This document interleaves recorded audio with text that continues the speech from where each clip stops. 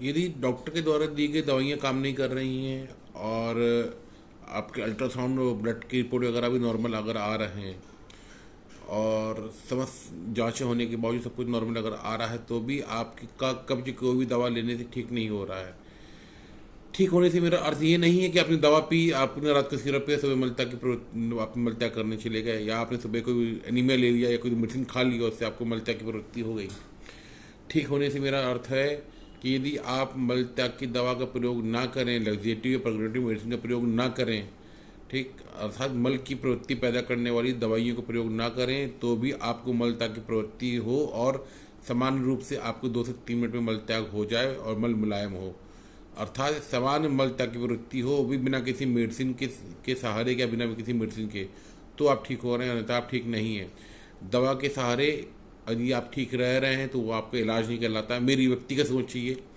बिल्कुल वैसे ही जैसे कि चश्मा लगाने से मेरी आंखें ठीक नहीं हो जाती, हमको बस चश्मा लगा के देखने में सहायता मिलती है, उसी प्रकार से लग्जेटिव मेडिसिन खाने से आपका पेट ठीक नहीं हो जाता, आपका मल त्याग की प्रवृत्ति ठीक नहीं हो जाती,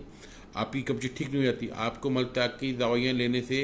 लग्जेटिव और प्रोग्रेटिव जो दवाइयाँ होती हैं उनको लेने से बस आपको मल त्याग की प्रवृत्ति आ जाती है और हो जाती है, अर्थात जिसको बोलते हैं नेचुरल कॉल। नेचुरल कॉल होना और आर्टिफिशियल कॉल होना दोनों में अंतर है। मतलब स्वयं सो की जग जाना, स्वस्थ होने की परिभाषा, और आपको कोई जगा रहा है, ठीक, आपके पेट को कोई जगा रहा, बता रहा है कि काम करो, ये अस्वस्थ की परिभाषा, मतलब बिना किसी सहारे या बिना धक्के के आप काम नहीं कर रहे हैं। तो मोटी मोटी बात ये हुई कि यदि आपको बिना किसी सहारे की मलता की प्रवृत्ति नहीं हो रही तो आपका कभी ठीक नहीं हो रहा है। तो मैं बात कर रहा था यदि आपका इन सब के बावजूद, सारे इलाज करने के बावजूद कभी ठीक नहीं हो रहा है, तो आपको सबसे पहले ध्यान देना पड़ेगा कि आपके पेट में जो पाचन क्षमता है वो कैसी है। यदि आपके पेट की पाचन क्षमता ठीक नहीं है, आप खाए पी आपको पचता नहीं है, खाने के बाद गैस बनती है, एसिड बनता है, भूख नहीं लगती है, या आपको आदत है कि बिना भूख लगे खाना खा लेते, पेट पूरा खाली होकर इस कहते कलकला के या बहुत जोर से भूख लगना,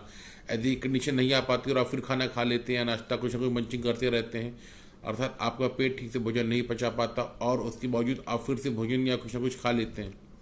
ठीक, ऐसी प्रवृत्ति होती है। या आपको किसी मानसिक या शारीरिक कष्ट के कारण आपको खाना खाने की इच्छा पैदा नहीं होती है, ऐसी समस्या जब हो रही होती हैं तो आपका खाना ठीक से पचता नहीं है,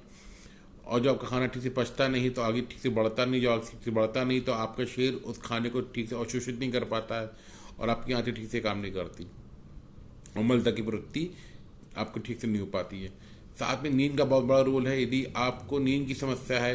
तो आपका पेट कभी ठीक नहीं रह सकता, क्योंकि हमारे दिमाग में कुछ ऐसे केमिकल पैदा होते हैं जो हमको नींद के समय ही पैदा होते हैं और हमारे शरीर को सिग्नल देते हैं कि या आपकी नींद टूटती से बड़े होकर जगते तो सिग्नल देते हैं कि पेट साफ करने का समय आ गया है, आप सुबह उठ चुके, आप जग चुके हैं और पेट को साफ करिए जाकर के अपना।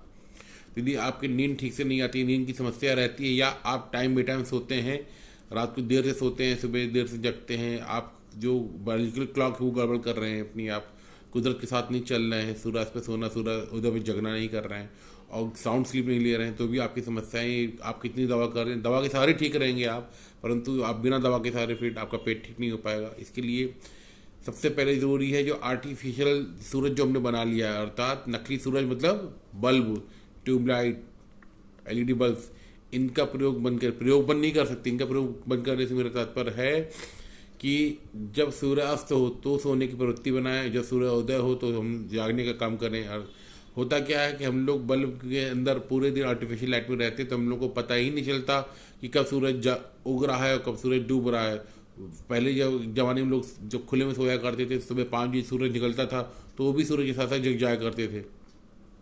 क्योंकि पशु पक्षियों की आवाज़ें और सूरज की रोशनी में आंखों में पड़ती तो हम लोग जग जाते थे। परंतु अब ऐसा नहीं होता, 9-9 10 बजे तक सोते रहते हैं क्योंकि कमरे हमारे बंद होते हैं, कमरे में कुदरत की सूरज की ताज़ी रोशनी आती नहीं है, हमको पता ही नहीं चल पाता कि सवेरा हो गया है और लोग 11-11 12-12 बजे तक सोते, जो हमारे दोपहर का समय है लंच का, तब तक अक्सर लोग सोते रहते हैं। ऐसे ही शाम को होता है, शाम को कई बार होता है कि हम लोग अपने ऑफिस के अंदर होते हैं, अपने कार्य क्षेत्र के अंदर होते हैं, अपने घर के अंदर होते हैं, 12 सूरज बाहर आता है और डूब के खत्म हो जाता है, अंधेरा हो जाता है, हम लोग बल्ब जला के जी रहे होते हैं, तुमको पता ही नहीं चल पाता कि बाहर का अंधेरा हो गया, कब सूरज डूब गया। तो कहने का मतलब है जब हम सूरज के साथ जब चलेंगे कुदरती तौर पे, जो हमारा जो लाइफ जो स्टाइल जो कुदरत ने बना के दिया है, हम भी 150 साल से बल्ब बना के जीत गए और सोचते हैं कि हमने सूरज को जीत लिया, प्रकृति को जीत लिया, ऐसा नहीं है। पिछले करोड़ों सालों से धरती पे सूरज उग रहा है, डूब रहा है, अरबों सालों से, और इंसान जब चूहा था, फिर बंदर बना, फिर मनुष्य बना, तब से इंसान सूरज के साथ जीता आ रहा है, सूरज की आराधना करता आ रहा है विभिन्न धर्मों के हिसाब से भी। तो हमारा शरीर उसी हिसाब से ढला हुआ है, अरबों साल से जो चीज़ ढली हुई, जो हज़ारों लाखों साल से इसको हम करते आ रहे हैं फॉलो, वो 100-200 साल में नहीं बदल पाता, उसको बदलने में भी हज़ारों लाखों साल लगेंगे। और इस आर्टिफिशियल सूरज या बल्ब की रोशनी में जीने के कारण ही हमको सूर्योदय सूर्यास्त का पता नहीं चल पाता। हमारी जो बायोलॉजिकल क्लॉक है जो कुदरत ने बना के दी है वो गड़बड़ कर जाती है, हमारा पेट ठीक नहीं हो पाता। यही खाने और सोने के समय आप देखेंगे, यदि आपने जानवर को रोटी डाली है, उसको भूख नहीं है, तो जानवर कभी भी भोजन नहीं करता। जानवर अपने भोजन को भले दबा के रख लेगा, इकट्ठा करके रख लेगा, बाद में खाने के लिए संभाल के रख लेगा, परंतु जब तक भूख नहीं होगी इसके पूरी वो खाएगा नहीं। वही इंसान भूख हो ना हो, स्वाद के नाम पे जीभ के लालच में कुछ ना कुछ खाता पीता रहता है और बीमारी पैदा होती है, क्योंकि आपका पहले का भोजन पच नहीं पाया, आपने दोबारा फिर से भोजन कर लिया, और वही आपको अपच की बीमारी पैदा करता है। जो कि पेट में जो भोजन पच नहीं पा रहा था वही जब सड़ता है तो गैस एसिडिटी पैदा करता है, अफारा पैदा करता है, पेट फूलने की समस्या पैदा करता है। वही अपचा भोजन जो आंतों तक पहुंचता है हमारा समय के साथ, तो ठीक से एब्जॉर्प्शन ना होने के कारण हमारा मेटाबॉलिज्म गड़बड़ करता है, शरीर के अंदर न्यूट्रिशन कमी होने लगती है और हमारा कब्ज की समस्या पैदा होने लगती है। तो कब्ज यदि आपका ठीक नहीं हो रहा है तो सबसे पहले आपको अपनी भोजन शैली, जीवन शैली सुधारनी पड़ेगी। दवाई तो आपको डॉक्टर साहब आपके लिख के दे ही देंगे, परंतु दवा के सहारे जीवन बिताना ही सबसे बड़ी बीमारी है। तो जीवन शैली के सुधारे, आर्टिफिशियल सूरज के सहारे ना रहकर कुदरती सूरज के सहारा लेने की कोशिश करें, और नहीं ले सकते तो अलार्म लगा के जिएँ,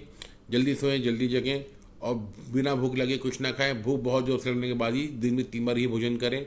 हल्का फुल्का नाश्ता कभी कुछ लेना की अलग बात होती है, वो तो समय के साथ सामाजिक जीवन जीना है तो करना पड़ जाता है कभी कभार, पर अपनी नॉर्मल लाइफ में इस चीज़ को फॉलो करने की कोशिश करें। बहुत बहुत नमस्कार, धन्यवाद।